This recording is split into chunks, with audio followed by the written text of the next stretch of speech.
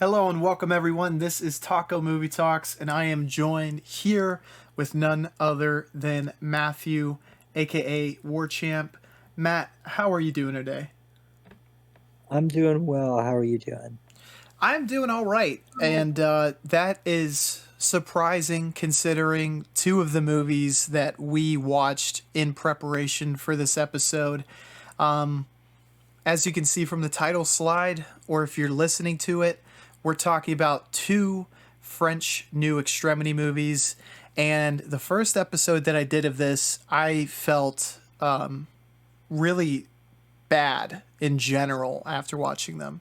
The two movies, and these are two movies you've seen, Matt, was Irreversible. And I actually am not sure. Have you seen Martyrs, the other movie that was covered when I first did a French New Extremity episode? Okay, so that movie Martyrs is the one of the French Extremity that I've always kind of still been a little too afraid to watch. So no, I've seen Irreversible, but I haven't seen Martyrs. And it definitely it does live up to its infamy for sure. It's I think it's surprising though. After watching it, I think that there will be kind of feelings that maybe in some aspects it gets to you in a different way than you first expected.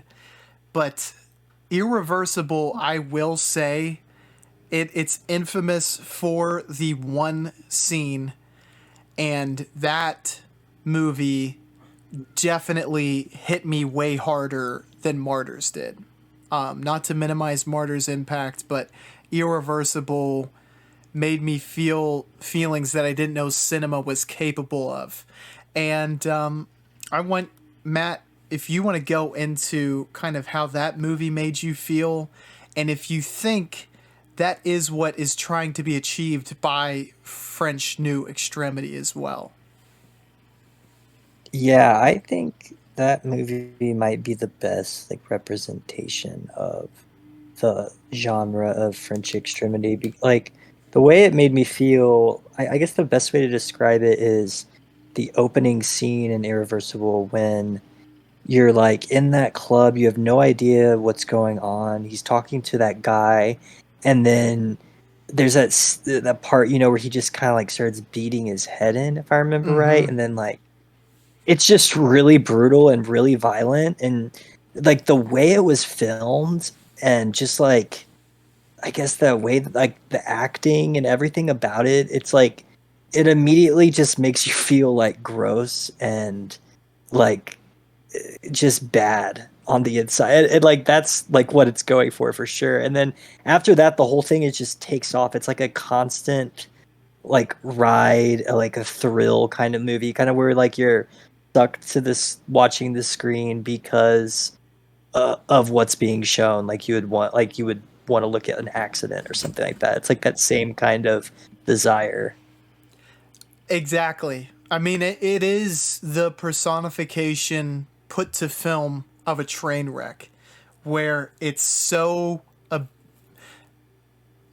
hurtful, not, no, emotional, abysmal, maybe even disturbing, disgusting, that you can't help but you have to see it through. I'm sure a lot of people probably avert their eyes or just straight out avoid movies like this. I am a sicko, and seek these movies out. I do have limits, but these movies have pushed those limits for sure. And I want to ask you, because I don't know if we've ever been on the podcast and spoke about this. Maybe we have, but what's your mindset, I guess, towards the validity of this style of movie being an art form? Well, so here's how I kind of think about it. So like whenever I go to see like a movie, let's say like Oppenheimer, for example, in a theater, I kind of am expecting just to be entertained and to sit back, enjoy myself, and follow a good story. And in these kinds of movies, I'm more like going in and I see it as sort of like a challenge. A lot of times I have to be like, okay, like I need to prepare myself to watch this. Like I'm not just gonna turn it on a whim, like some like Saturday night. I'm usually like, okay, like tomorrow night or this weekend, I really need to watch like Irreversible. Like I really want to. It feels like a kind of big deal to do it, and then when you're watching it, I mean, obviously, it's not the same kind of entertainment as a typical movie. It's more like you feel like you're like going through something. The movie, like as an art form, is kind of like transformed. It's really different, I would say. Like it's obviously still a film, but it's just like the whole reason you're watching it and everything you're getting out of it is like completely different than what you would get out of like Oppenheimer. Absolutely. And I find your analogy to be really apt for kind of explaining my feelings towards it as well. The challenge aspect, I think, is like the best way to describe it. And it's like when I was younger, horror movies and like getting through a really scary movie was like an interesting challenge for me. And you wanted to not only did you want to make it through, but you wanted to know what makes this movie so scary. And I think as you get older and you watch a lot of horror films, the great ones you can appreciate, but you look at them much differently maybe from when you were younger. And it maybe the jump scares, yeah, they make your blood pump and it jolts you in the moment, but it's hard to find something that really, really shakes you to your core. But I have found that these types of movies, the Martyrs of the world, the Gaspar Noé films of the world, can really shake you to your core and make you honestly, it's like, can I make it through this? And Irreversible did that in a way where it was like, am I gonna have to turn this movie off? You get to that unforgettable scene and it just keeps going and keeps going, and it's so brutal that you contemplate, like, is this even worth making it through? And then you make it to the end and you're like everything that they said was true. This is an absolutely brutal film. And quite frankly, that's a film that I don't plan on watching again, but you get some sort of satisfaction in making it through that film. Did you feel that as well? Yeah, like I was just thinking while you were saying that I would kind of compare it to, I mean, this is the first thing I thought of, but there's a lot of other like similar things to this. But like when you're little, and you want to go on like a roller coaster for the first time, and other people are like, "Oh, I've ridden that roller coaster before." Like Mm. I like made it out. It's kind of like an accomplishment. Like, oh, like I've seen like, oh, have you seen like Slow 120 Days of Sodom? Oh yeah, I've seen like that movie. Like it's just kind of like in your own way, you're proud that you actually made it through because I feel like there's just like an evolved level of horror. Like it's more scary to me than like jump scare like supernatural films, which I appreciate like in a different way, but these just scare me more because like they for a fact that they've happened a lot. Like that scene has happened in real life like countless times, like a bunch of times.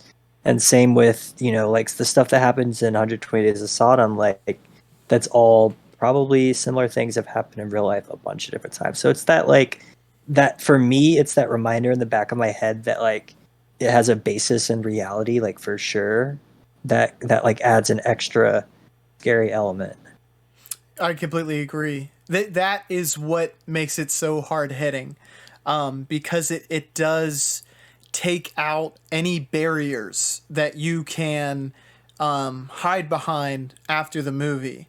Like for me personally, most zombie films don't scare me after the movie's done because I try to look at it logically and just make it like minimize that threat in my mind and dismantle like why it wouldn't be possible or why it could never work that way, right?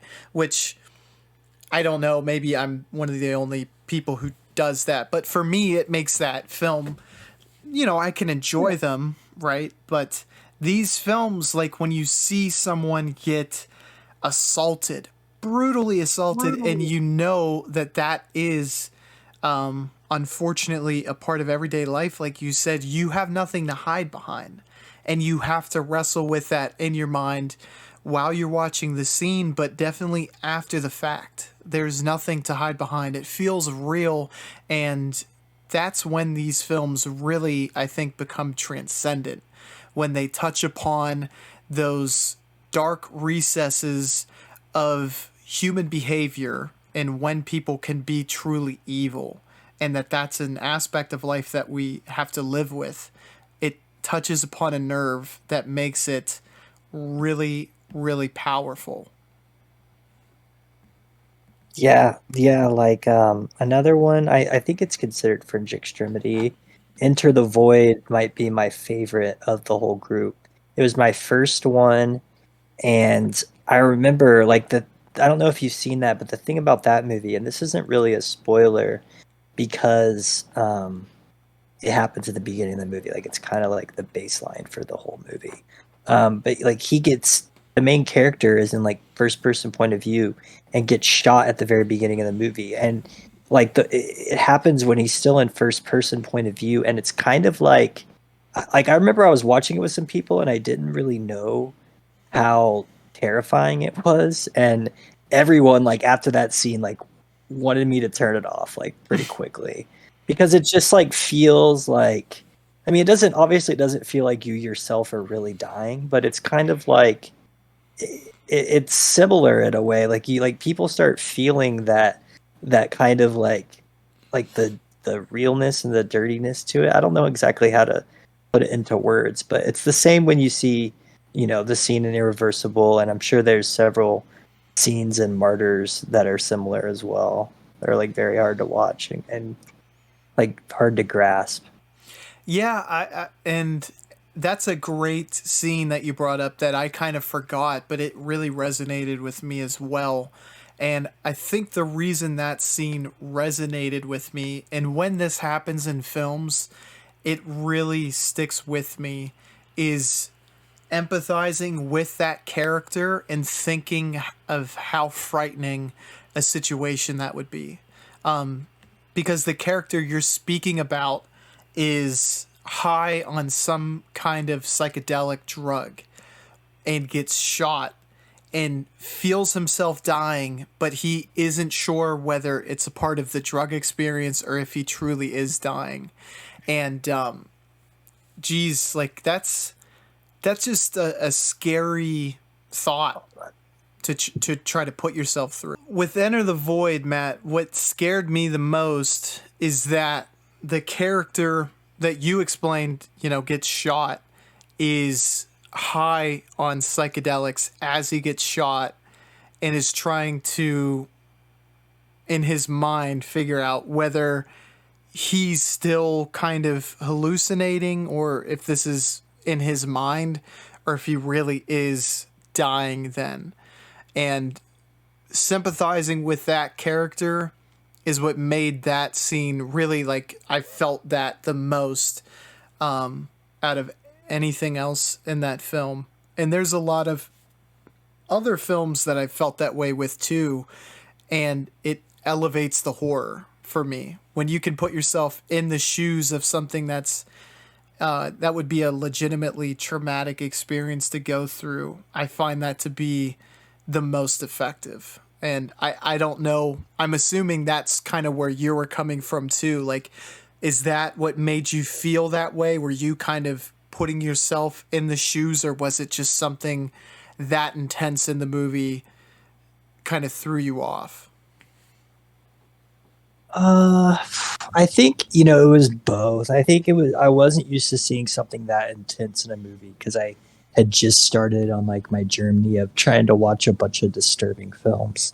Um, but it was also just like all the stuff you see after, like you usually, it's like for me when at the time I wasn't used to seeing a movie that let's just say like there are certain scenes in there and certain things that happen where it would probably go past being even rated R, and it probably would never be released in like an American theater. Stuff like that, like those kinds of scenes, like just, and it's not just that, but just like different like types of nudity that's shown, like different types of violence that's shown, is just was just not something I'm used to seeing. And like, you never see a movie with that level of explicit content in any American film or theater.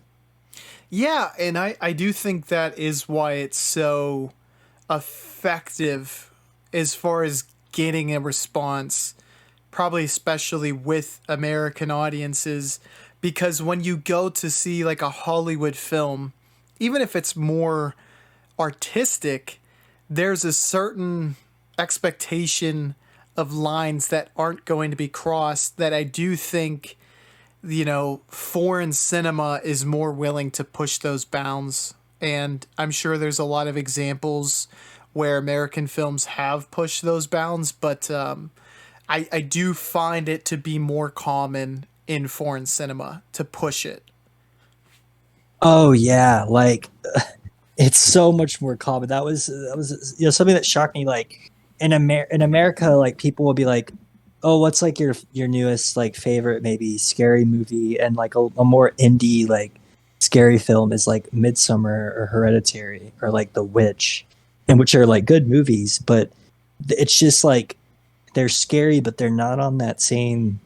They're not like a Martyrs or um, even the two movies we watched today, which I would say a lot of it is like the sexual violence content is something that they're clearly more accepting of in like France than I would say, and compared to the US. Like they're just those kinds of movies aren't going to get funded and approved because people here like they want to keep that kind of stuff out of the movies, whereas over there it seems like they want to explore more like the depths of like how violent things can be. And it's just like a more, I guess, uh, I don't want to, I don't know if artistic mindset is the right word, but they're willing to try and do different things. Yeah, and I love everything that you just said, because I do think that the Ari Aster right now is, by him getting close to pushing those bounds, is what sets him apart from American directors. Because I do think he has been the one of the few American directors who can get those visceral feelings from audience members, or just speaking personally, that you really don't feel unless you watch something like this. And that is why Ari Aster, I think, has been so effective. He has those scenes that are super memorable and you can actually kind of feel them. Like you have this sinking feeling in the pit of your stomach after watching something that's so shocking, right?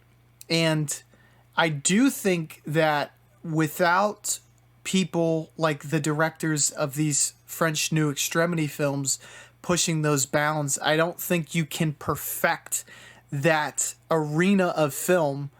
And it's something that is pushing the medium to do something that in that specific lane hadn't been done to its fullest extent, I guess I'll say.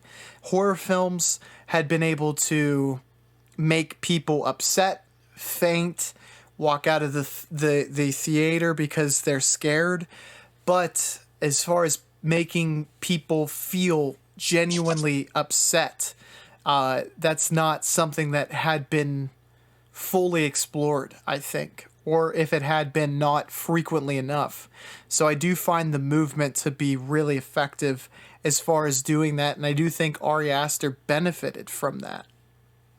Yeah, yeah. I just want to say two things. First, it's like if you've seen Midsummer, there's that memorable scene towards the end where there's that weird like orgy that's happening, but it's like he's tied down. Do you remember what I'm talking about? I do, yes. So I'd say that's like the most memorable messed up scene from Midsummer. But then like you compare that even to like a movie we watched today, Trouble Every Day, when she's like ripping his tongue out, like eating him alive, basically. Like that's to me, that's way more messed up. Like, and then the obviously the extended rape scene in Irreversible, the numerous like completely messed up scenes in Enter the Void, where it's just like stuff like they're showing that like abortion at the end, like, and I don't know if you remember that part. Just like they really push it, and so I'm thinking like, I was thinking you're probably old enough to remember, or yeah, you're a little older than me. You'll remember this when like the original Paranormal Activity came out. I remember there were so many news stories about like people like saying they passed out in the theater or they had to like go to the hospital. And I was thinking like, if they showed a movie like Irreversible, which was I think probably out when Paranormal Activity came out, I think people would be like filing lawsuits in America. Like I think people would be like really not okay with that. Well, I think you broach an interesting point, because I do think that films, they gain this hyper crazy, just kind of word of mouth aura around them. Like with Paranormal Activity, people were so frightened by it that it gained this huge name that led people to see it in droves. And I've noticed this in marketing of films. You see it a lot nowadays, but it's been something that they've done for at least 5 years, maybe even 10. You might have seen this as well, Matt, but they'll show audience reactions to like frightening scenes of a new horror film where people are jumping in their seats or whatever, and using that to promote the film. I Yeah, wonder, I've seen that. don't you feel like films like this that push the boundaries so hard could be marketed in a way that it could maybe gain that craze? Am I crazy in thinking that, or how do you look at it? I see it like, say like obviously that would work extremely well because if they really did set up cameras at somewhere like in the US playing Irreversible and there was like a bunch of regular audience members and people didn't know what they were getting into. I mean, even in France, if you go to that movie and you don't know what you're getting into in general, I think you would see a lot of people maybe walking out. And if they were trying to stick with it, I think you would maybe, because I think the way they might market the more horror films is like they show people jumping and like being scared. But I feel like the looks of the audience at the end of Irreversible would just be like dead eyes. That is a valid point. People might be reticent to put themselves through something like that. But funny story, like you said, you're right on the mark. I think when Irreversible played at Cannes Film Festival, I think half the audience left, if I'm remembering the story correctly. And I don't even think it was the assault scene. I think it was the beating scene at the beginning that you were talking about, where it made people walk out. Oh yeah, because I mean, if I walked in on that, even that breeding scene at the beginning, like that is brutal in itself. I would, if I wouldn't have wanted to see like an effed up movie, I would have walked out on that too. Yeah, and I guess it is different. It pushes it so far. It's a different feeling for sure. You know, the horror films can be more exhilarating, whereas like these films they make you feel deep feelings of like almost despair. I can't think of a better word than that. Can you? No, I think that's that when you said that, I think that was right. It's like despair and just kind of like it's like by the end, like your soul has been like sucked out and you just need to like take a break. Yeah, for sure. The two films that we watched, Matt, we watched In My Skin, and we also watched Trouble Every Day. Now, these films, they definitely push it pretty far. I don't, I think if you were to order these, I do think Martyrs and Irreversible go a little bit deeper. But what I did find in exploring these films, or thinking about them after the fact, is that they did have some interesting points I think that they were trying to get across in the films. And I'm really excited to explore these. And do you have any preference on which one you want to attack first? Um, let's start with maybe the more difficult one. I think In My Skin might be a little harder to talk about. It's got, I don't know, and I've also seen Trouble Every Day twice, so I'll probably better talking about that one too. Absolutely. So, In My Skin starts with a woman who accidentally kind of really messes up her leg. She falls and doesn't even realize that she ripped it open and goes to the hospital, tries to get it fixed up. The doctor says you might need a skin graft, but she kind of seems like unfazed by not only the physical pain that she was in, but also the grotesque nature of which her leg is in. And she's kind of experimenting with her leg and seems enamored by it, for lack of a better term, which starts her on a very, very self destructive path in which she continuously self harms herself after the fact and has seemingly a fascination with that. But also, she begins to digest parts of herself that she, for lack of a better term, just hacks off. This is definitely one of the only films of this kind of subject matter that I've watched. First question for you, Matt. Have you ever seen anything like this?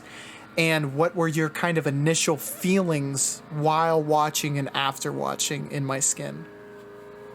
Yeah, I have never seen anything like this. Like, I guess you could say the closest thing would be Saw, just because it's a lot of like self mutilation. But obviously, Saw is very different, just in like what its the purpose is and like the entertainment value. Um, but no, so for me, actually, fun fact, kind of what bothers me the most in like a movie or in real life is when people get cut. Like if someone cuts themselves and they start bleeding everywhere and I see it in real life, I will actually like faint. Like it's happened before, a couple different times. So like this movie like is like a big fear. Like a lot of the scenes I had to look away at because I just can't handle like watching like cuts and blood. It's like my number one fear type of thing. Then, yeah, this would be like a nightmare type of film to watch from that aspect. Because one thing I will say, though, at the onset, and I would be interested in your opinion and anyone else's really. But I thought because these French New Extremity films, they get built up a lot in my mind as to how far they're going to push it. And this really does push it as far as like debauchery isn't the right word, but like how depraved the actions are. But I didn't think the gore was nearly as bad as I had anticipated. Did you feel similarly? Yeah, I thought it was going to be more blood. Like it was, which, I was happy about because I mean, I didn't want to watch like her like just completely, I guess, end up killing herself through self mutilation, which I mean is kind of eventually, but it's like a slow decay over time. And it's like little things, but like, and I'd say some of the like ways they made the scenes happen were like creatively done. Like I think my favorite scene was, and this is probably yours too, because I think it was the best one in my opinion. When they're at the dinner, that table, the eating at the business meeting, and her arms like floating, like stuff like that. When they started doing like different things like that and got more creative with it, I actually liked that. It made it more watchable. I didn't have to look away quite as much. I agree that scene felt pivotal as far as trying to speak to the audience as to what they were trying to portray, because up to that point I think it's really easy to just get wrapped up in what's happening, and without kind of that metaphorical display of what it's trying to actually get across, I think it could easily get lost. Because honestly, for me, it didn't quite click until I saw other reviews on Letterboxd, and then I was like, I completely missed that, but I understand that with all of the context that the movie gives you. But I will say what made this film legitimately frightening and kind of truly horrifying is what you phrase like the descent of the person, because you just don't want to see someone quite literally tear themselves apart, and just they keep getting worse. And at a junction, you just hope that it's going to change, but you know that because it's this movie that it's only going to get worse before it gets better. Yeah, yeah.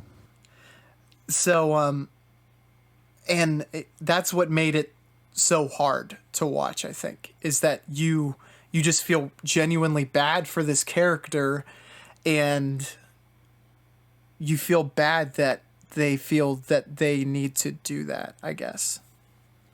Yeah, I like what you were saying about that scene. Like for me before, I think what it did for me is I wasn't like fully getting why she was doing what she was doing. And then after that scene I started thinking, and I haven't read the all the reviews really, so I'm sure we could discuss that. So this is just kind of like how I felt when I was watching it.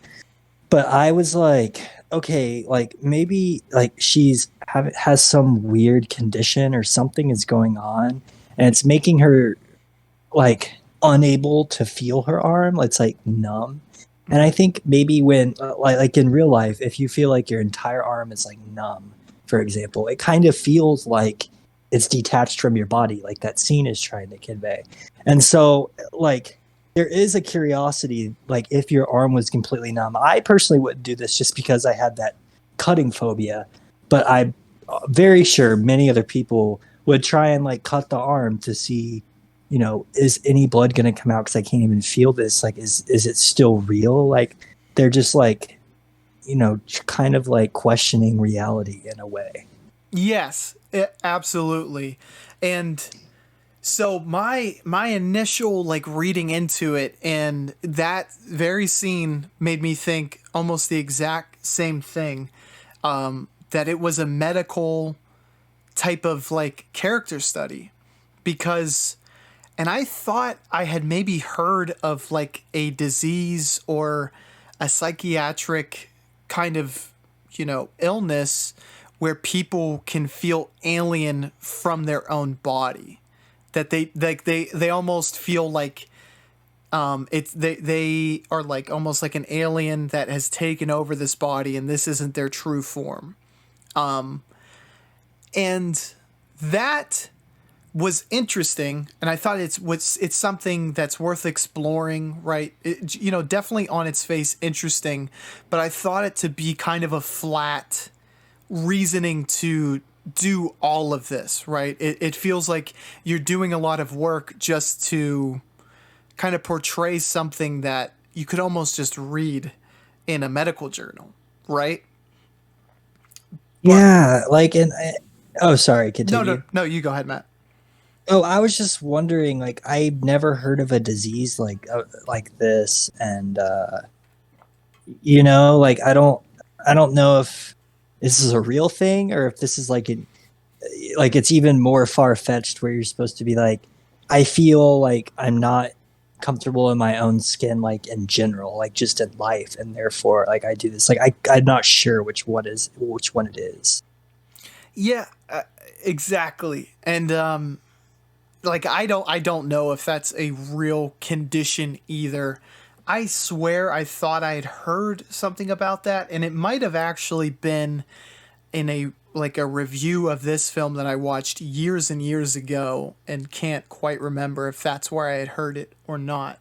But what made me start to look at this in a different light is because I think when you hear people who have self-harmed before and they go into the reasoning, it really resonated with the review that I read, where they're speaking about this character feels numb, which you brought up, but generally people will do this type of activity because they feel numb emotionally, and they're doing it to feel something, because whatever is going on in their lives, they feel completely detached from everything, and they want to feel like they're connected to reality, even if that's through pain, unfortunately.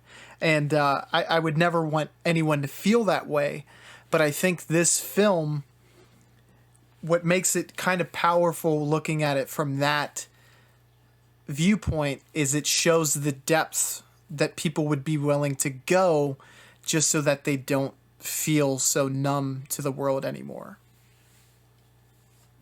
Yeah, yeah, I can see that. I've never suffered from that, but I've heard, because I think it was maybe when I was younger, and I've always had this sort of fear of cuts and stuff since I've been little. I was like super curious about why people did it, because like I understood that people did it, when they were upset, and this was like when I was young, where I didn't really fully understand like what depression was or anything like that. So, but in my mind, I was like, why would you ever like cut yourself? Like, because to me, that's like would make you pass out. But I'd always hear like people saying exactly what you said, like that they do it because they don't.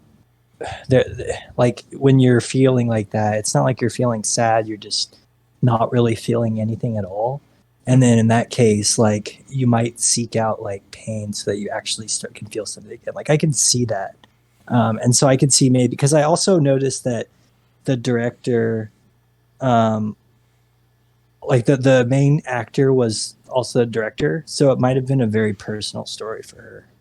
I did not know that the lead actress also directed it. One big heap of praise that I do want to give on this film is that the lead actress was very believable for me. Did you feel that way as well, Matt? Yes, yes. I truly believed that this person was unhinged and just acting out of almost primal instinct, and was disconnected from everything and everyone. And another aspect, and this might have made you feel very queasy, because it was the one aspect that did really get to me, was some of the sound design from the scenes in which the self-harm was inflicted. That was what actually it felt like nails on a chalkboard. Like the sounds that were being made, that's what got to me the most, I think. Yeah, I mean, for me, it was just I've already kind of said this, but it's just like with the camera, like I'm thinking of that one part. I'm thinking of the dinner table part where she's like cutting her arms slowly, just like more and more, and it just keeps going like that. I just hate seeing like blood spreading around like that. But yeah, no, the sound is also all of it together. I just do not like it. Yeah, one interesting scene that I very well, I want to bring up one additional piece to kind of tag on to the numbness angle, in that she also, I don't know if you noticed this, but I'm sure you did actually. They were in bed, the lead actress and her maybe fiance, someone she was going to move in with, and her arm was completely numb, and she was just kind of messing around with it. Something very common. I think everyone's woken up in the morning, and maybe your hand is numb, or something.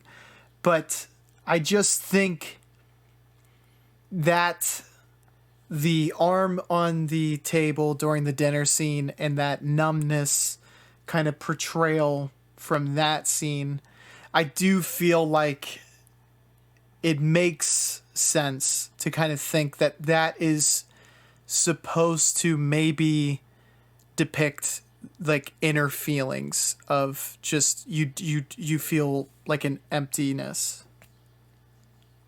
Yeah, because maybe like, and I wasn't sure about this because it wasn't like explicitly said, but like maybe a big point of it was that she wasn't happy or comfortable with like moving in with her boyfriend or her fiance, whoever the guy was. I wasn't like too sure.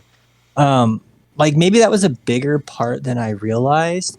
The problem, I guess, with the movie for me is that besides the parts with her like self harming, I was like kind of confused on like the point of the rest of it. Like I would have liked for maybe the scenes that didn't involve that to kind of like move that plot forward or have them kind of connect, because I just felt like there was her, doing the self mutilation, and then there were all her scenes where she was at her job, and in those scenes I was just like, this doesn't matter.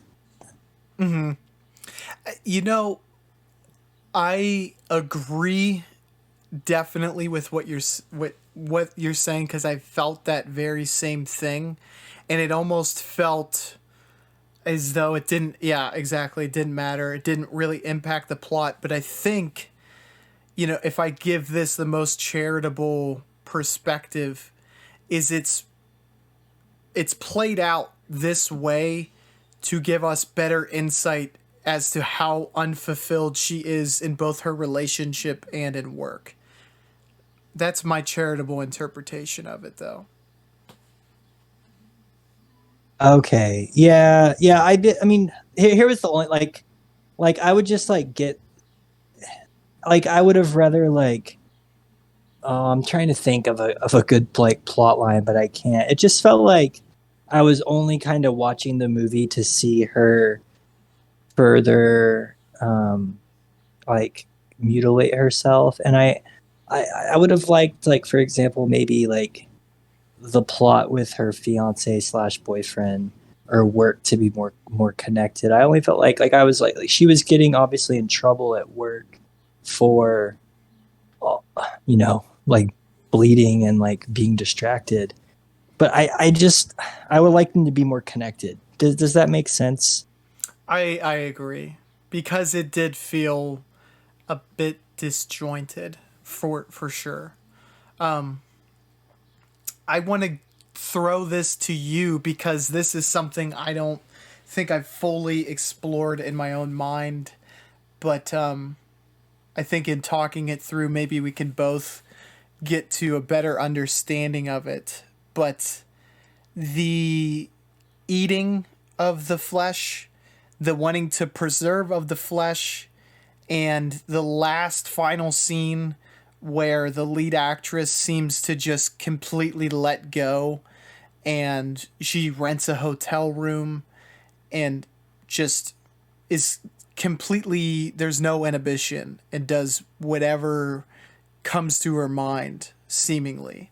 The aspect of that scene, it seemed as though she was almost modeling a new look, because she had those pantyhose and she was posing in front of the mirror, and it's like I didn't know what it was trying to get across. It's almost as though this was maybe the form in which she felt most natural, or maybe even most beautiful.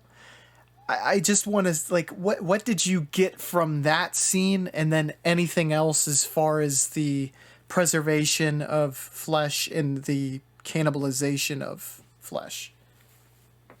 Yeah, I guess the thing I'll say about the like her wanting to preserve it and all that started making it seem more like that would have taken me out of the belief that it was about self-harm, just because like you're seeing all this other stuff now where it looks like this is a person with like a condition where like not only do they want to like mutilate themselves, but they want to like eat their own flesh and preserved, and they have like an obsession with like I don't know if it was Jeffrey Dahmer or someone who would save like the heads of victims, like that kind of weird obsession with like human flesh and stuff is like another added aspect now to like her like weird behavior. But the ending scene, yeah, it looked like she was just looking at herself and like appreciating like what she had done. Like what she had done to herself was like a work of art. It was like the cuts on her was like a tattoos, I guess would be the best like analogy to how she saw it. It was like she got a bunch of new tattoos and was like, wow, these like look really good. Yeah, I thought the very same thing. Like she was admiring what she had done, and I don't know. The one thing that does strike me is though it felt very animalistic. Did you feel that as well? She almost seemingly lost her humanity in that scene. She seemed, especially she was kind of like peering out from behind like a bedpost or something at the mirror. She seemed like a wild animal. Yeah, I could agree with that for sure. Yeah, and so I can't quite make heads or tails of that scene and what it's trying to get across. The the cannibalization, I don't know either. I don't know what it was trying to say. But the keeping of the skin, I do think it was like a commemorative piece, as weird as that sounds, but I think it was so she could remember the time that she did it. And we oftentimes see that with serial killers, to kind of draw back to your Jeffrey Dahmer point, keeping the head is obviously so he can do the terrible, disgusting things that he would do. But oftentimes, serial killers would keep things like IDs, maybe a necklace or earrings, something from their victims so they could remember what happened when they were with them. And I feel like that is kind of the aspect that she was looking to capture by keeping her skin so she could remember when she did that to herself, I guess. Yeah, like the more we talk about this, the more I'm kind of realizing like there all the elements of like that you would have of another movie where it's like someone is very obsessed with something, like a serial killer or like someone who basically has an addiction. They like do all these things like keep things that remind them of it so they can relive it, like we were just talking about. That she's doing here, it's just like everything she's doing is just to herself. Like it's just self harm. Like there's no other person involved, and like in fact, she's hiding it from everyone else. So like all that stuff is what makes it different. But I feel like every other kind of element you would see, maybe even in a movie like Uncut Gems, where he's obsessed with gambling. Like he has all these different things he does because all he cares about is gambling. Like he's trying to hide it in these different ways and whatnot. And she's like, it has that same obsession. It's just like this is a very peculiar type of obsession that you really never see in a movie. Yeah, that's a extremely valid point. Wrestling with how society looks at the taboo in which you find yourself. Um, I think that perhaps could work with the eating of it too. Maybe it's like a way for her to savor the feeling even after it's done, just because you're still digesting it. Not quite sure. Maybe there's something more. There's more something more substantive than what I just said, but I was confused, and I know I'm coming back to that ending scene again, but it made me waver between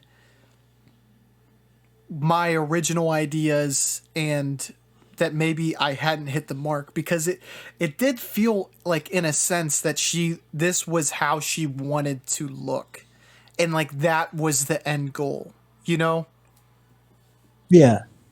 I don't know. I can't quite make heads or tails because I think that's so counter to everything else that the entirety of the film tries to get across before that.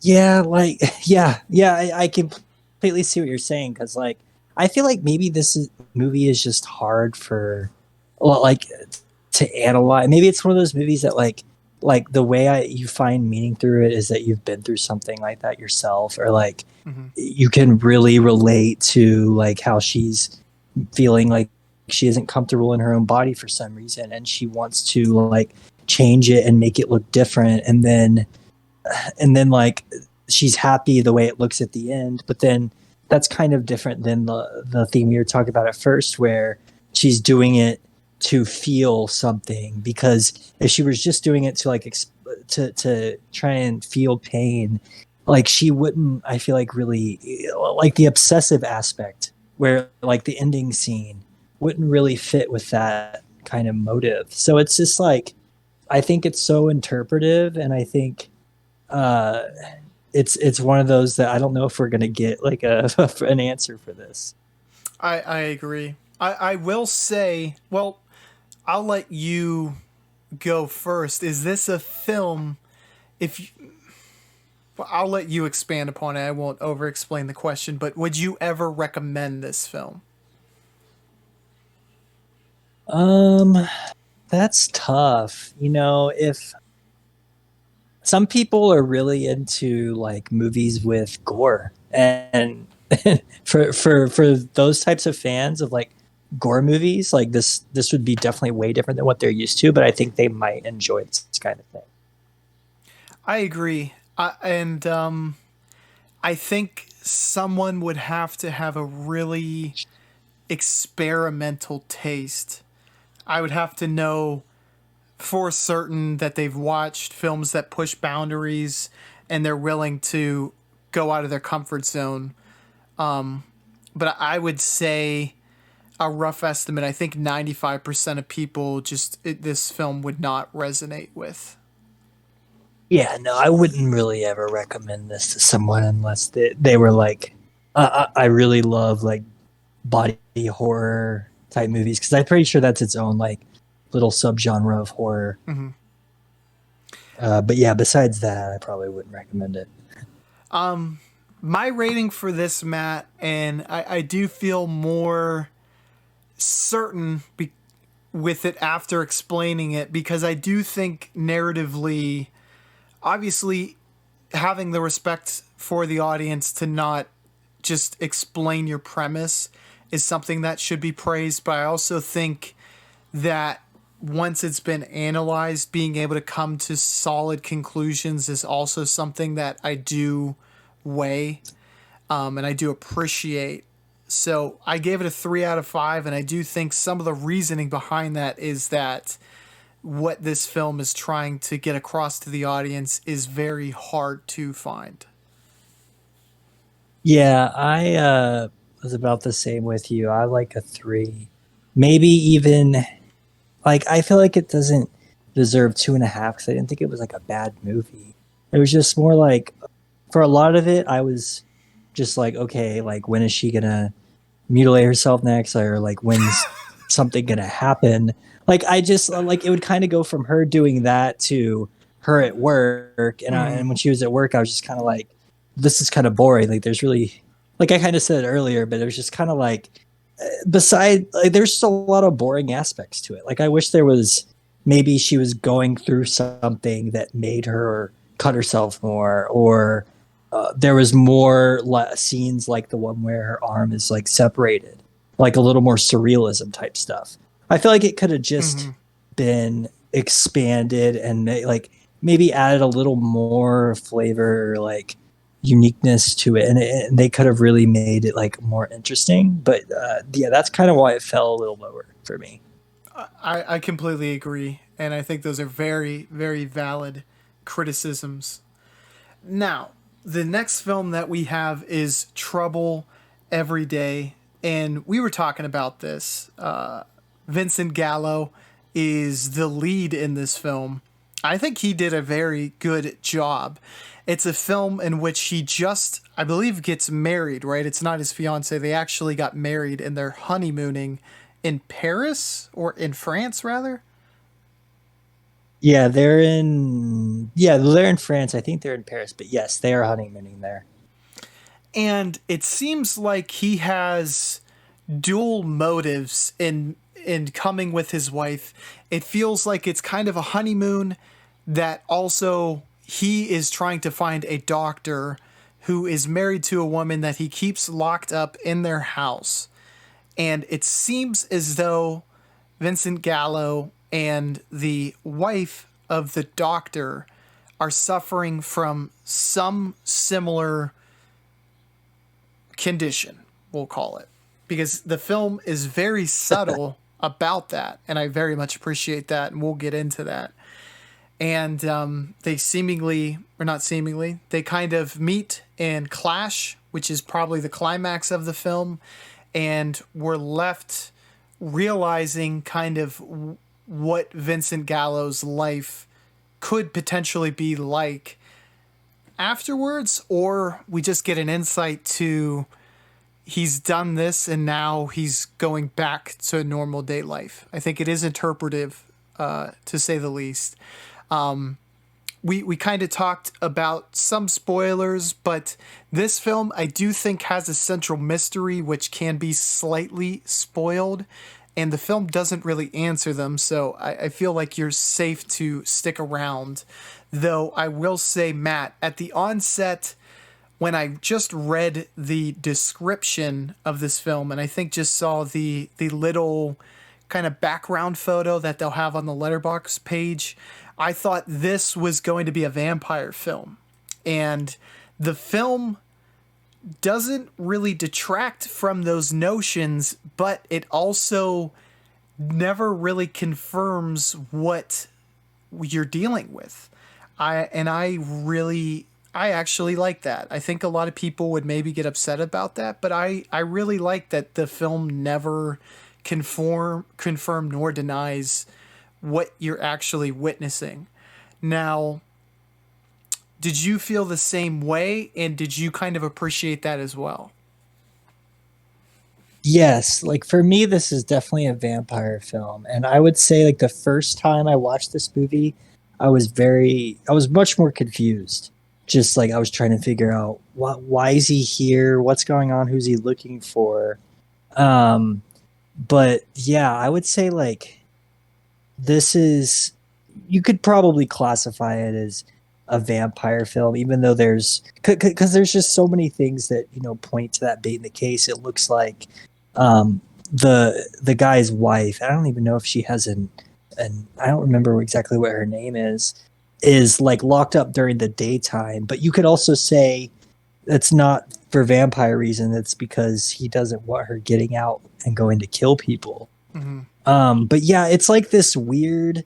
It's like a vampire, but I would say there's this element of like lust. Like, it's like these people aren't vampires, but they want, not only like are they all super like sexually inclined, or they really want to have sex, but they want to kill along with that. Yes, I completely agree. Which is just kind of a unique, uh, different focus from vampire films, because that is kind of an added aspect, and that seduction is like Dracula, one of Dracula's superpowers, for lack of a better term, that he's able to attract women using his eyes to kind of hypnotize them so that he can get close enough to drink their blood. And I'm going to point out one scene that I think is maybe the closest you'll get to confirmation. Get your thoughts on that, Matt. And then, well, exploring the scene when Vincent Gallo goes to the house of the doctor, and somehow he pushes over a piece of machinery, I believe, which sets fire to the house. And the other woman, who is seemingly suffering from the same thing, ignites in a very unnatural way. And I think that was like a spin on the lore of vampires, how they can, like, they are not allowed to go into sunlight, right? And obviously being locked away, like you said, plays into that. But just the way she erupted into flame, it was almost as though she wasn't made up the way a normal human is. Did that scene resonate with you similarly, or what were your thoughts? Funnily enough, I did not really put that together in my mind, even after seeing it twice. But that actually makes total sense because it's like everything is going to like goes towards the possibility of, oh yes, like she could be a vampire or they could be vampires, because like, oh, they're locked away and this catching on fire super easily type thing. But I think for me, like, I just when I first watched the movie, I guess I wasn't thinking as much about, are they vampires. I was thinking of it more in a like purely like sexual way, like they're like people, but it's like they've evolved their sexual desires to now want to eat others. But I think that it's the movie is like written and filmed in a way where it's supposed to be vampire-esque. Like it's definitely supposed to be, there's supposed to be a question there of, are they vampires or is this like some kind of human, uh they're playing off like the human desire, and they're doing it in that similar vampire way, so it can just be watched either through either lens. And that is why I appreciate this film so deeply, is because that spin, in that you can actually substitute it with any, what you would consider like a dark desire. I mean, it could play on lust, it could play on addiction. It's broad enough to where its portrayal can hit on a number of different categories. And I really really like that, because it did feel like it broke the mold of a tired subgenre by doing so. Yeah, because like I said, when I first watched this, I wasn't even thinking vampire, but that's also because, uh, I don't know. I think I just went into it with a completely blank slate, and if I would have done a little more reading before, or like read some of the reviews, I think I would have thought, oh, it's definitely a vampire twist. Yeah, and I think another thing, because I had read the summary, and I think like the tagline is something like a love in which they devour, a love so strong it devours each other. And you immediately become introduced to the woman who is married to the doctor, and you kind of have like four couples of people that are followed through this story. It's very kind of self-contained in its nature, but it has eight different characters that are kind of interacting with each other. You have these scientists, you have Gallo, his wife, you have the doctor and his wife, and then you have those two people who continue to try to break into the doctor's house. And I just thought it was going to be even a more narrow kind of movie, where it was Gallo and the other vampire girl were going to be together the entire time. And I thought one of them would become afflicted and then they afflict each other, and how it wrestles with that. But I just found it to be interesting the way that they did this and how they all cross paths with each other. Very good writing from that standpoint. Yeah, I like one thing I really liked about this movie, and it came from, I think seeing it a second time just solidified it because, like, as I was saying, first time I watched it, I was a bit confused, but it's like you're following Gallo, and I'm super interested in Vincent Gallo's like story. Like, what is he doing? Why is he? Who's he searching for? Why is he like talking to these lab people? Like, is he a scientist? And you're kind of like figuring these things out about him as the movie is going on. And then you just kind of see, her and her husband.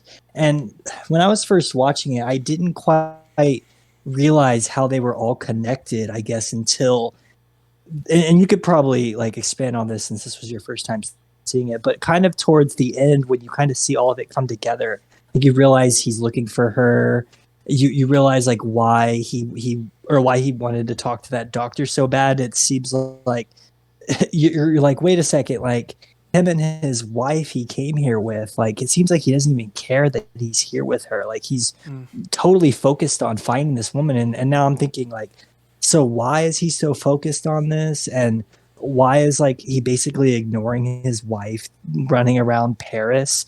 And then I was also at the same time questioning like what's wrong with the wife? Why is she locked up? Like I saw her, you kind of see at the beginning what she might have done, but they film it in such a way that you don't like see the horrific part until those guys have broken in and that scene happens. So it's just kind of like one of those movies that I really appreciate like how the story unfolds and like the pacing of the plot, and because it keeps you confused for a while, but you're confused in like the interested way. Like for me at least, like I'm like, what's going on here? Like I'm excited to try and figure this out, and then the way it comes together with all the characters, I think is really it's really well done. I completely agree. It felt very efficient in the way the story was laid out, but and also I found it to be effective in how anytime an answer was maybe given, it only led to more questions. Like, okay, where's Vincent Gallo? Where's Vincent Gallo going? He's going to see some scientists. Okay, so he wants something in the scientific realm, but their interaction. He wants to find the doctor. Okay, why? It's like everything just follows it up, and every decision that they make leads to further intrigue. And I think that's what you were really astutely kind of laying out, and that this film always has another layer to peel back as you move further and further through it. And I have to say, like, with Gallo's actions, I thought his performance was pretty brilliant, honestly. I thought it was really, really well done, as well as the other female who is, vampire character. I thought they did a very, very good job, with the one obviously being like more, I guess, advanced or further into that type of vampire-esque nature, but Gallo just feels completely disconnected, and it really made all the dynamics with his wife interesting. And I really appreciate all the little nuances and all the things that it seemed like this director and the writer put a lot of thought into all of the aspects of this film, and I appreciated that. Yeah, like the one thing I noticed and I made note of during this watch is how Gallo's character, like every other female character he sees, it's like he has those like super, like the eyes where like it's like he wants to kill them Mm-hmm. or just like devour them, basically, I guess is the best word. Like he like looks at the maid like that, and I know like obviously that plays out in the final part of the movie, but like it's not just the maid, it's like all the other people working at the hotel he looks at. Like I remember there's one part where he like passes I think it was another hotel worker, and he like grabs her and it like zooms in on him grabbing her. It's just like you don't know when he's just gonna like if he's ever gonna like pop off and just start eating someone. It's very tense. Like he did a very good job of his character. It's like you could see how he's like lying and like too and tricking his wife, and it's like his desperation to find this other vampire lady and like consume someone or something is just like taking his mind over, and I think he does a really good job playing that part. Yeah, because he's so reserved at the onset of this film, and very secretive, obviously compartmentalized, and he's not being fully transparent with his wife. And that intrigue as to why that's the case is immediately a good question.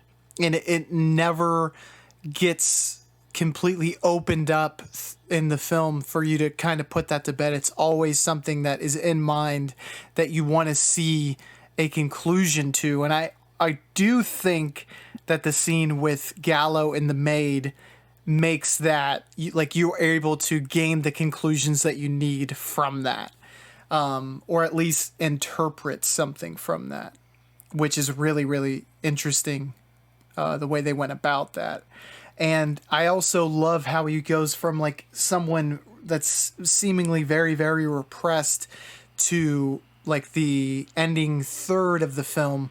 You see the escalation of his actions. I think he's on a subway, maybe, and he's like openly groping a woman, and he's like staring at another woman while doing that, and Yeah. it's going to escalate from there. It has a building pressure that's just, when it finally pops off, it's pretty crazy.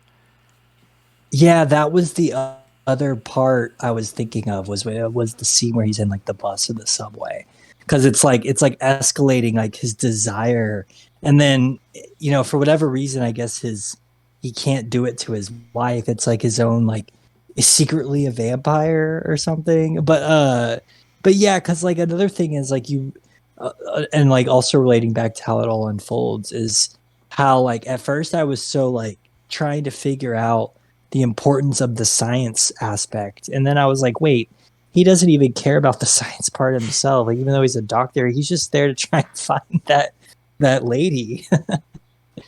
Okay, so that's something I want to get your interpretation on, because I thought, because you see him taking like not tablets, but like, yeah, like gel tablets throughout the movie, and I thought his ultimate goal, and I think it's something he does achieve, if I'm remembering, was to get more medicine, and he thought there was a cure.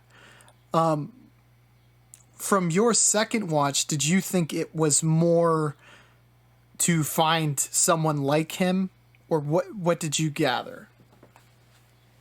I didn't really know. This time around, I felt like he was saying all that just to try and find her address. 'Cause it's like right after he finds out where she is, it's like he just goes there, sees her, and then it's like after that he just has like it's like his desire is like uncontrollable at that point. Um so I mean I'm not really sure. What do you think? The one minor conclusion I came to while watching it was when he saw that the doctor's wife was still like very deeply afflicted. He thought that the person he had put his hopes into wasn't able to cure his own wife, so that like he was like kind of screwed. Oh, yeah, I think you're probably right. Sometimes I just don't sometimes I don't put all that stuff together in the film. But yeah, that sounds he maybe like at that point gave up and then wants to give in to his desires and that's why he does it. Yeah, but and here's the only head scratcher, is that I think at the very end of the film you see Vincent Gallo's wife open kind of like a handbag that he had taken with him, and it's filled with pills. It's like Gallo, he did take the pills from the doctor after murdering the other vampire, and then what we see him do with the maid was like, this is why I came to France. Like, I'm going to do this one last time, and then I'm going to keep it under control, type of deal. And I might have read way too much into it, but that's the only way I was able to logically put those three pieces together. I think that makes sense actually, because like something, like I remember seeing like the pills, but I don't remember thinking of them like that. But like, I think you're right. If that's how it's shown, I think that's what they're trying to get across. But I think it's something definitely more subtle. I for me, the movie overall is about, and I also think this is it because if you look at like Claire Denis' other films, like Beau Travail and High Life, there's a lot of themes in there about like sexuality and sexual desire. I think that's a theme she like has in like pretty much all the movies I've seen from her, honestly. So I think this is one of her versions of that. Yeah, and I think it's very interesting to see the dynamic of repressing like one's innermost desires and then letting into them, because and that's what makes Gallo's character so interesting is he doesn't even feel secure enough with his own wife to, I guess, like let her into those desires. He has to keep it a secret from even her. So from that standpoint, Right. I find it very interesting. Yeah, like so do you remember the part, I just want to let you think about this, where she or he gets back and like they start having sex and then he just goes and kind of finishes himself in the bathroom. I And do. it's like she doesn't like like that just don't satisfy him anymore. It's like he has to have he has to like eat them or whatever it is that they do. Um like it's like he has to have that bloodlust like that, like he's just lusting after it so much that he's I think like the best comparison you made honestly is how he has to hide it from his wife. It's like some weird obviously like fetish he has that he doesn't want to tell her about, so he just kind of keeps her out of the loop and acts like they're gonna go have fun in Paris when in reality his whole objective is to uh I guess eat someone. Yeah, and when you look at it too from, I would argue, the two most memorable scenes, the female with the I guess I'll call him house intruder, or maybe like a vandal slash burglar, and Gallo with the maid.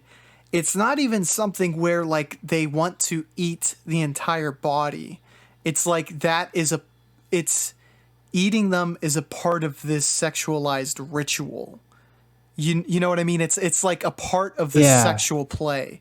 Like that's how, like you said, they transcend like normal intercourse and make it something very extreme that they've built up to, I guess. And you notice they like both of them, neither of them will do it with their like respective partners. Like Mm-hmm. one of the early scenes they have regular sex, like him and his wife, who's obviously fully gone at that point, way more than Vincent Gallo. They just like do regular, and then the next day she's back to wanting to go out to like hunt down prey, I guess. Yeah, but it is like the whole this weird animalistic kind of like in my skin, like they're like reduced very like primal and primitive type desire that they have to like act out on these weird sexual fantasies. But yeah, it is this, it's not just like killing, and it's not even like when serial killers desire to kill and then like mutilate. It's like more than that. It's like I mean I don't want to describe it in detail, but we've both seen the movie, and I just thankfully I've never heard about a story quite that bad in real life. I'm sure it's happened, but yeah, it's definitely some next level type stuff. Yes, absolutely. One other like very subtle scene that I do think is interesting because it ties directly into the point that you were making is there's a scene where I think Vincent Gallo's wife is maybe she had just taken a bath, and you see that she has still faintly a bite mark on her shoulder. And and it lets you into a lot of background knowledge with that one subtle thing. And that, like, that is, it had escalated to that point, but it did not escalate further. And I just found that very interesting because it gives another wrinkle to Gallo's marriage dynamic as well. Yeah, and one thing I wanted to touch on briefly is I really liked the cinematography in this. I liked like the different shots, especially when Gallo was like out on the town. Like it was filmed in this way that like certain things like they zoomed in onto that one scientific machine with the things spinning. Mm-hmm. The people at that lab kind of acted a little strange. It was all very like I don't want to say fantasy-esque, but it felt like a slightly altered version of reality. Yeah, like the very interesting aspect to me was they were discussing that doctor and that he had been like kind of secluded or he had lost all of his respect in that community, and that's why they were treating Gallo like a leper for even inquiring about this doctor, because they kind of that, like, that was what I got from how they were acting. And like that altered reality was them like, why are you talking about this doctor who's a quack or he's nuts? And it felt like they were kind of alluding to the fact that he had said, I think, like, this type of human, this type of vampire is real, and no one could believe such a reality. I don't know. Did you get that as well? Yeah, I it seemed like they were scared of it, like they didn't understand it. Maybe like he was on the run and wanted to hide it. Um but but yeah, it's honestly like the story overall is kind of confusing and hard to follow. Like you don't know if he, he was he like that happened to his wife and they all found out and maybe she hurt someone and he like went on the run, or you don't know if he wanted to just kind of leave on his own and I believe he went to just do a different type of medical practice because maybe what he saw like scared him. I mean, it probably obviously did scare him, but yeah, it just very uh a lot of it was just remained a mystery. Yeah, it was very uniquely done. It took a lot of the aspects that really hadn't been explored, I think, adequately or could be explored deeper from that type of subgenre, but it did it in a much broader sense too, like we were talking about, where you really can interpret and kind of plug and play with different versions where it doesn't have to be strictly a vampire film. It's more like a desire film. Because I do think, I mean, there is a sort of baited or rooted rather in realism type of factor, because it's not something that you maybe, I don't know if we ever really get the details enough to make heads or tails of this, but you hear of serial killers doing just grotesque things. It is as a form of some sort of sexualized violence. You know, like I think Bundy would be someone to look at, especially as he was on the verge of getting caught the very last time when he was in Florida. You know, he went to a sorority and just rampaged and killed 4 women. And it was more like this sexually motivated form of brutality where he was just really beating these women and desecrating them because that was his drive, and he knew he could be caught at any time, and it's like a very animalistic nature, and I think that kind of ties into this trouble every day, where you can paint this in reality and it can still play. Yeah, you can. I That's what I like about this film. I'd say more than anything else is because like kind of we talked about, it's a vampire movie in the classic sense. It is sort of a vampire story, but it's also like at the same time functions in my eyes as like a story that's about like the power of lust and sexual desire in general, and how like when people, I guess when someone like Vincent Gallo wants that to happen, it's like this in this film, it's like extreme and blown up, and it's because it's like a complete, like you're not just having sex with the other person, it's like and then you're not just like a serial killer where you're having sex and you're taking their life. It's like it's like an act that's beyond that. It's like this, I don't know like the best way to describe it in words, honestly, but it's like the movie gives you like those sort of like feelings, and it's like tense and it's scary, and it's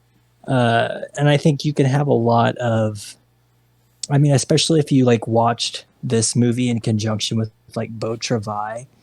And I think you've seen that one, right? Yes.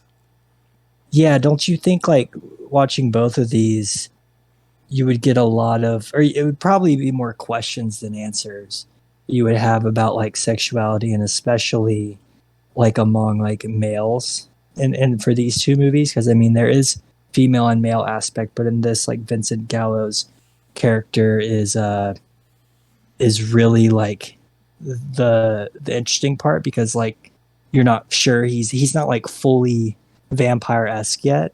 And then in Beau Travail, it would definitely be Denis Lavant, who's the main character. He's kind of like the guy you're studying, sort of, I guess, through the film.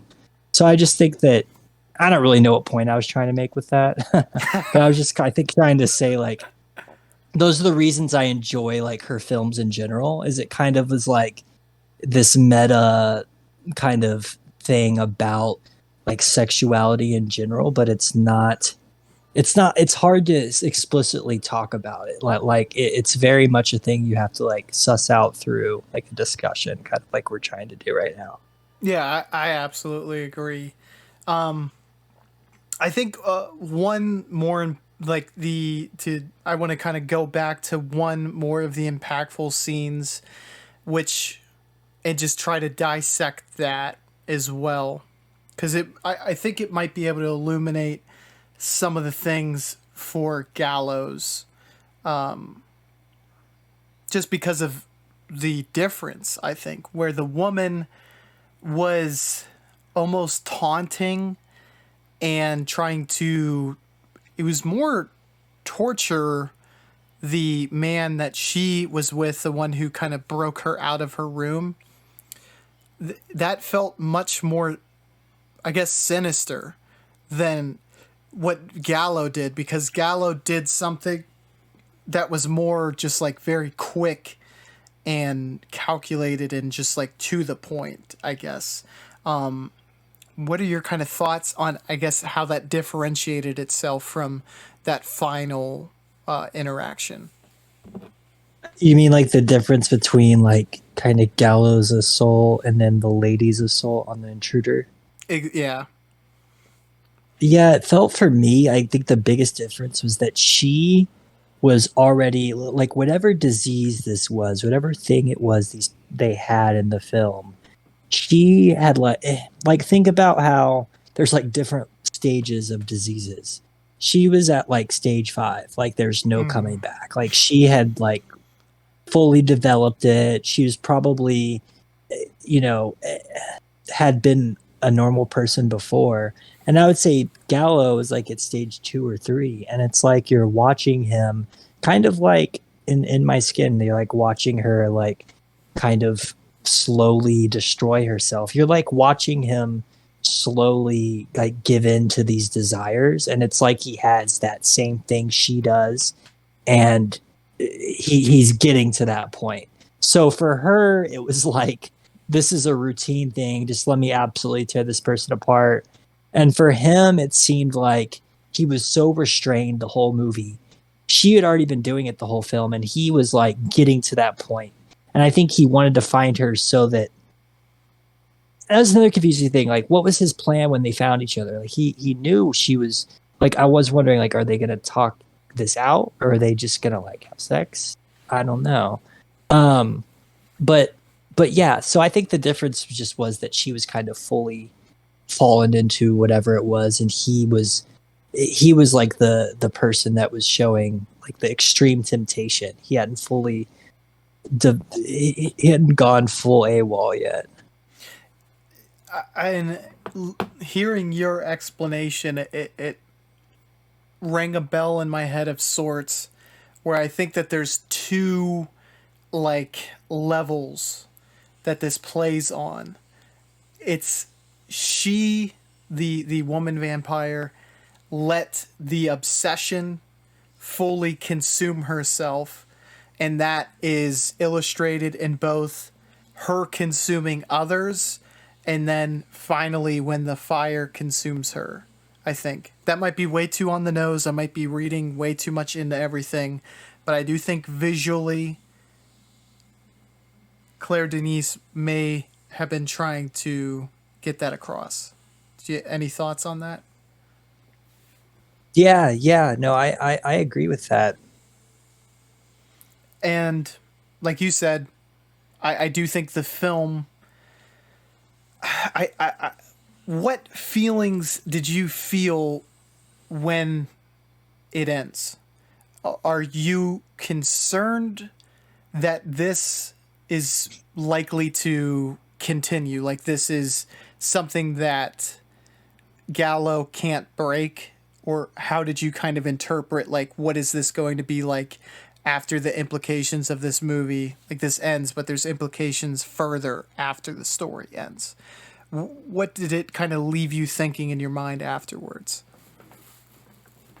It was, for me, it was kind of either, it was like one of two things. Like Gallo is like slowly falling into this addiction type thing or this compulsion he has, and he's going to soon end up like, the vampire lady. And then the other one is that like, because we don't really know what happens before the honeymoon. The other one could be that like he um had this, maybe he encountered this woman obviously in the past, and maybe he like had this desire that he really needed to come to Paris to like finish something that started before the movie, and this was kind of like his final thing, and when he couldn't do it with her, he chose the maid. um so it's either one of those things that it's either can be seen as he's like been releasing this temptation he's had the whole movie, or that he's super compulsive, and even though he released the temptation at the end, it's not going to go away. He's just going to keep having it. And I'm not sure which one is right.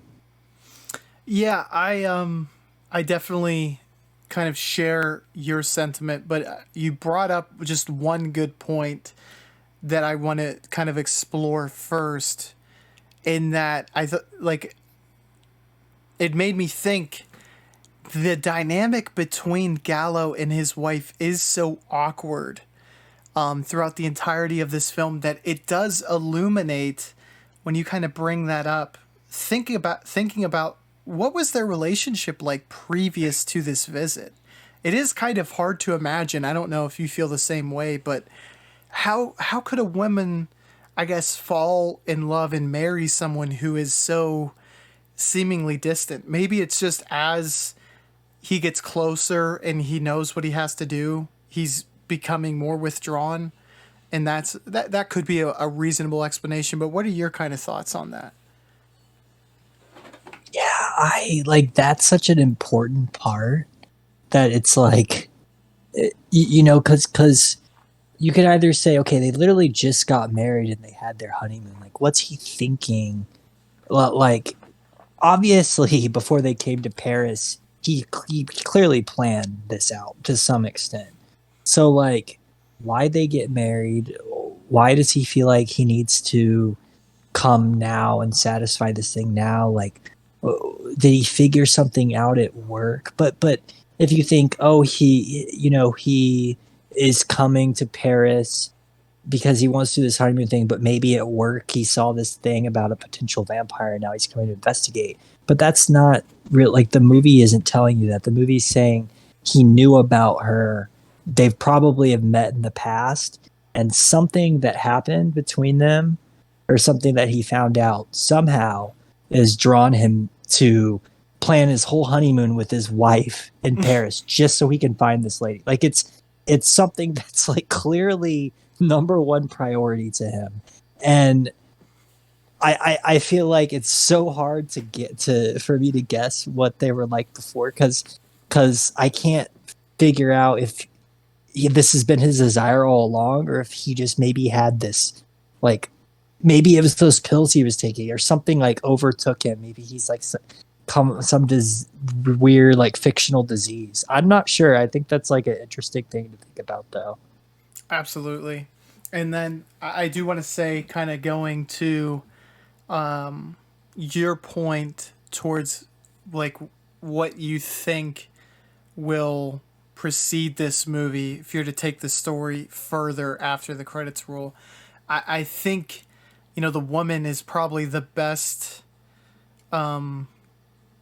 case study to follow as to what will likely become of Gallo, where it's something he's kept under control, and he thinks if he just does it this time, he'll get it out of his system. But I think the woman has proven that's not really how that works. And it's just, the more you give into it, the more you let it consume you until it completely consumes you. And I think as an ending, that is pretty brilliant, or is a very interesting way to end a movie like this. I really enjoyed this. Coming into it, I was really unsure as to what this was going to be like, because I had seen Beau Travail, and I was just very interested to see how Denis would kind of fit into the whole French New Extremity movement.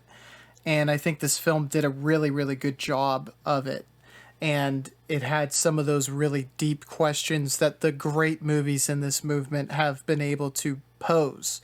So I'm going to ask you, Matt, any additional parts you want to explore before we go into ratings? I don't think so. I think we covered just about everything. This is I definitely prefer this over In My Skin. I feel like they're similar in their gore in a way. It's a lot of blood.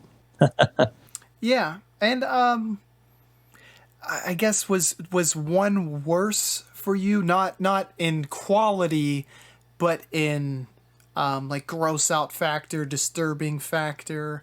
Did either one of these really strike you harder than the other? I would say this is what it was like. It was like, for me, Trouble Every Day, I was way more engaged. I was a lot of because of how I was talking about how the story unfolded. That really kept me, you know, wondering what was going on and interested.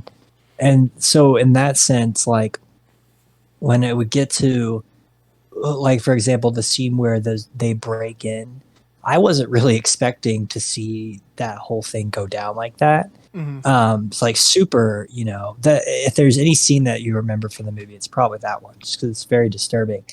But for In My Skin, it was more like I knew kind of she was going to keep doing it, and so I was kind of just waiting for the next one. But I would say Trouble Every Day, that scene's more disturbing. And if I didn't have such a phobia of the cutting thing, I think In My Skin would have been a little more like easier for me to handle.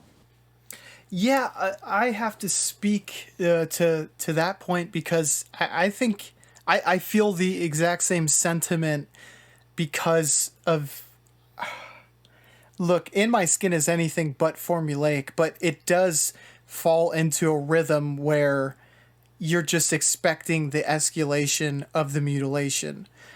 So you have tempered your expectations to where you're like, okay, well, this is going to get really brutal. And I don't think maybe I am a little, my tastes are a little bit extreme, but I don't think it ever really surpassed how bad I expected it to get. Whereas this movie almost lulls you into a false sense of security. It's in this subgenre, so there's going to be some shocking imagery. But yeah, that scene, because you didn't know how bad it was going to get, struck me way harder. It was the shot I wasn't expected that impacted me the most. So even though this is very reserved in what it does as far as gore, it still, for me, was more impactful. Trouble Every Day, that is. Yeah. Yeah, I think it was too. Like a lot of the scenes of her cutting herself into my skin, except the dinner table scene, feel very similar. Whereas did Trouble Every Day kind of leave like there's other scenes where you see like killing and some violence, but it really leaves that shocking scene for that one for memorable one. And also I would say the like rape and killing that Gallo does at the end of the movie is pretty brutal too. Yeah. When the maid is struggling with Gallo, that struck a nerve with me as well. And it was interesting because both of those scenes, those were the most memorable scenes for me, and they struck me for a different reason, because it was just like very sadistic, the first one, and then the second one was Gallo was trying to do something, but he didn't want it to be nearly as brutal as the woman did. But it's still that struggle. I mean, I think innately, most people are just, that's going to really affect them seeing that, and it certainly affected me. But yeah, those two scenes by far, I think, outweigh any of the most gory scenes from In My Skin, because there was just those two, really.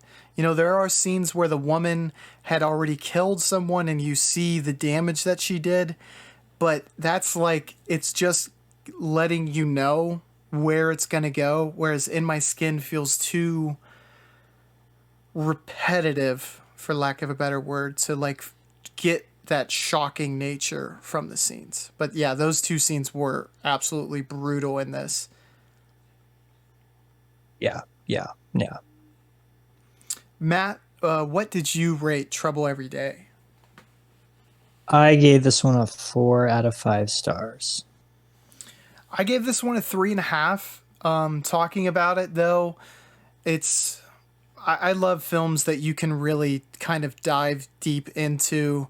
I knew from the onset that I liked this film and thought this film was, I guess, better, for lack of a better word, than In My Skin. But I just think that there's some like solid ideas put pen to paper for Trouble Every Day. I really appreciate that, from that standpoint, if you're to kind of compare and contrast these two films.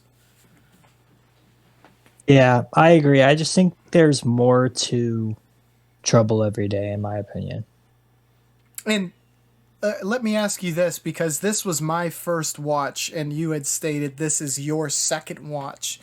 How much did this film kind of appreciate in your eyes upon second watch?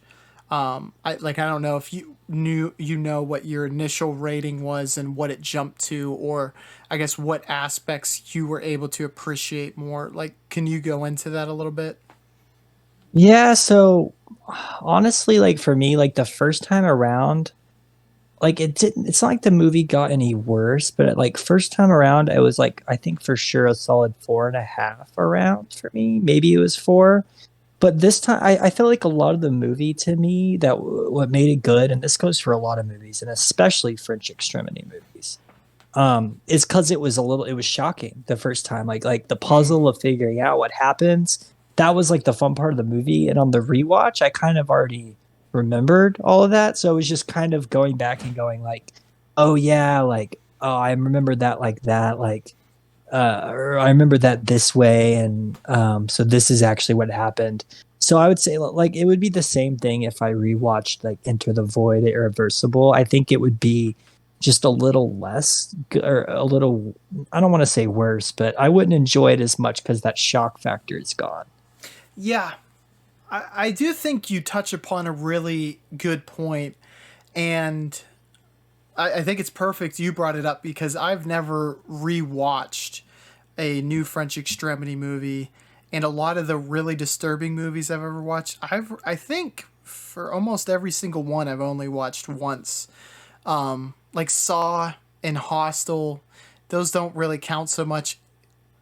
I guess you could count them, but I watched them for like a second viewing so long after the fact that it was almost like a new viewing. But with these style of films, I guess some of the novelty could kind of wear off, like you said, because the shockingness of it is so much of the selling point or so much of what the film is trying to get across that once you've seen it, I mean, it takes a lot of the bite out of it.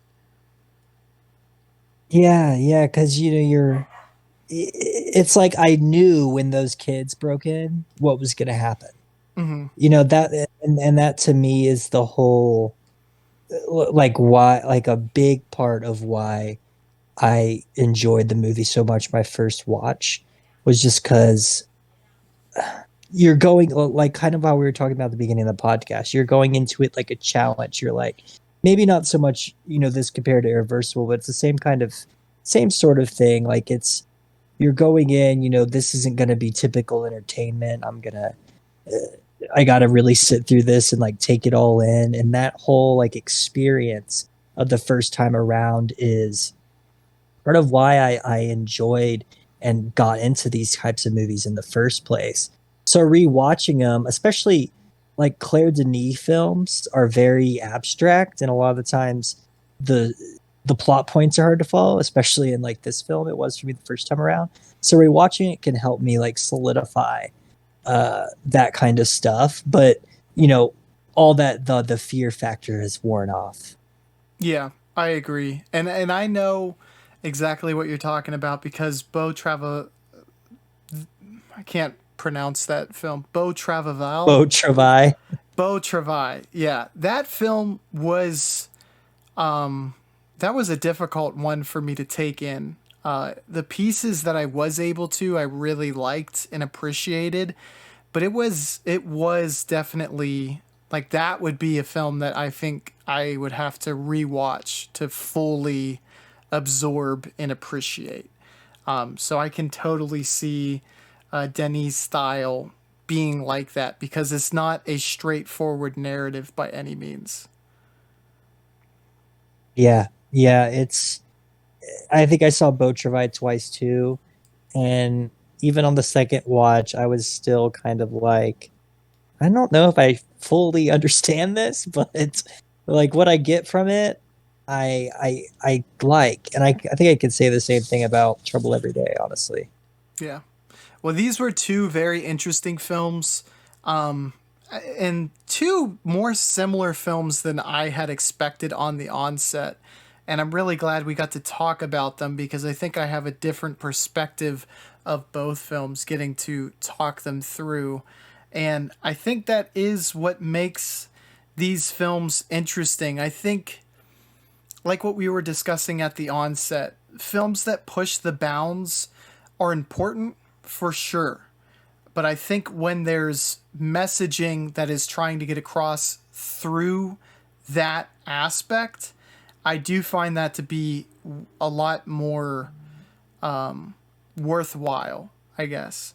So it was interesting that both of these films kind of had that deeper aspect that you could try to explore and try to piece together. So I'm glad we chose these two, and I was glad, Matt, that we got to talk about these two together. Yeah, me too. I think it's been an interesting episode. I've enjoyed talking about them. Absolutely. Well, thank you very much, Matt. I appreciate you coming on today. Yep, thanks for having me. As always, I've had fun. Thank you, everyone, for joining us. I hope you enjoyed the video. If you did, like and subscribe, and we will catch you on the Flippity Floop. Bye, y'all.